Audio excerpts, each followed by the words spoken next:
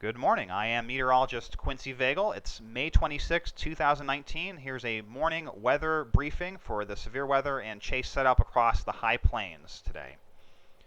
I expect storms to develop by early to mid-afternoon across the high plains area with large hail, isolated tornadoes, damaging winds, and more flooding across parts of the plains. And for the pros and cons of the setup, plenty of shear and instability, but impressive for this time of the year, and as far west as this event is looking to set up across eastern Colorado and western Kansas. Some cons, similar to recent events, we may have early storm initiation and then a messy storm mode with time. In wildcards, just how early do storms start, and then what's that length of time, what's that window for discrete storm modes, because that will really drive our tornado threat. SPC upgraded to moderate risk. Initially I was surprised, but then after looking at the data, not totally surprised, and they're focused from far eastern Colorado and western Kansas into the panhandles, with a significant tornado threat across that area, which is maximized in western to southwestern Kansas. Large hail, with steep lapse rates and a lot of instability, we should have large hail across a large area, assuming storms remain discrete, and then as storms tend toward more of a linear mode, you'll have more of a damaging wind threat with time, especially eastward across central to eastern Kansas. 13Z analysis, surface low in southeastern Colorado, 65-degree dew points are already up into the panhandles. A warm front is lifting across western Kansas with a quasi-stationary front draped toward the mid-Missouri Valley. And one thing to watch for is there's a little bit of a composite outflow boundary across central Kansas. This will be very key for later on. Morning soundings, you'll notice steep lapse rates at Amarillo and Dodge City. A little bit of a cap, so we need to definitely warm up to break the cap, but there is the potential that maybe across southern parts of the area, storm initiation won't be nearly as early as yesterday, so that may help with discrete storm modes. Dodge City needs to warm up in the low levels, but as the warm front lifts and you have clearing and sun, or at least partial clearing, you should see that improve. But notice the convective temperature is 83 degrees, so we're still a ways from initiation. In the upper levels, cutoff low across the west coast, relatively strong or seasonally strong upper level winds will be impinging on the high plains, which will really drive the shear in this event.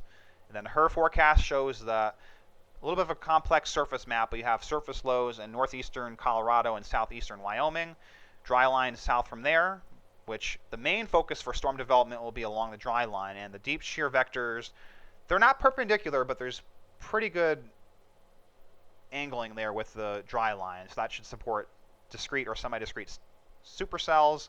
Warm front lifts into the Nebraska panhandle. Stationary front somewhere just north of the Kansas-Nebraska border. And another thing that I mentioned before, kind of a composite outflow boundary or differential heating zone from northern into central Kansas. So you may have a secondary area where storms that either initiate near that area could be tornadic, or if storms in the open warm sector encounter and interact with that boundary, that could locally enhance the tornado threat. But really impressive thermodynamics. We're talking about instability 3,000 to 4,000 joules per kilogram plus across western Kansas and the panhandles. And that's partially driven due to the boundary level moisture with dew points up near 70 degrees, almost as far west as Dodge City. So lots of moisture.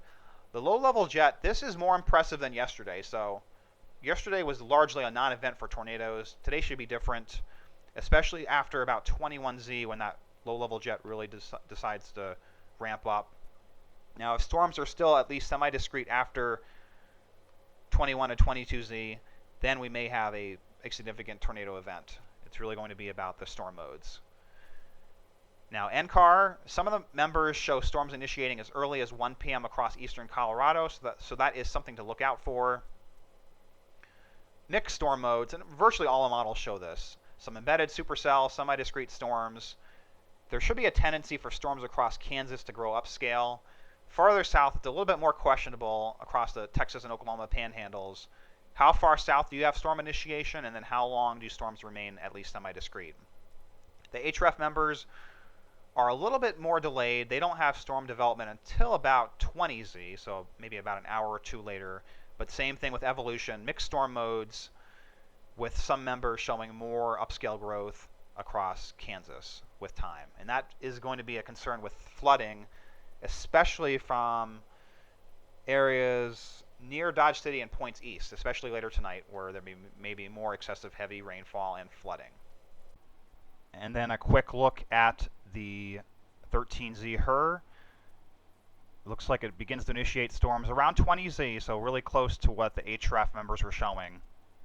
Initially semi-discrete storms, but a pretty quick evolution to mix storm modes and clustering, especially across western Kansas. Now the HER also shows the southernmost discrete storm is just south of Amarillo, so that kind of gives you an idea of what it's showing now.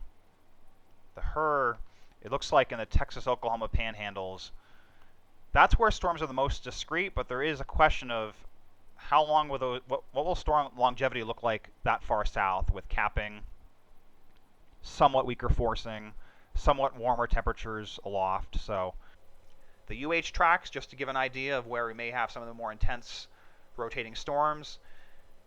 HRF has a broad area, but we're focused on eastern Colorado into western Kansas for the most intense tracks. And some of these tracks here in northern Kansas may be interacting with the boundaries, so something to look out for. NCAR is a little bit different. It's really focused on western Kansas with another little interesting cluster in the western Oklahoma panhandle, but these maps are just different scenarios, just to give an idea of what could happen. And just to recap again, storms should develop by early to mid-afternoon across the high plains with all severe hazards possible, but the tornado threat looks more significant than previous days.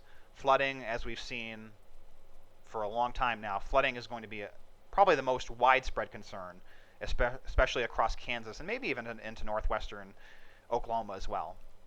Thanks for watching, and as always, please give me feedback as I do more of these briefings to get an idea for what worked, what didn't work, and what you guys want to hear more about. Have a great day and safe chasing.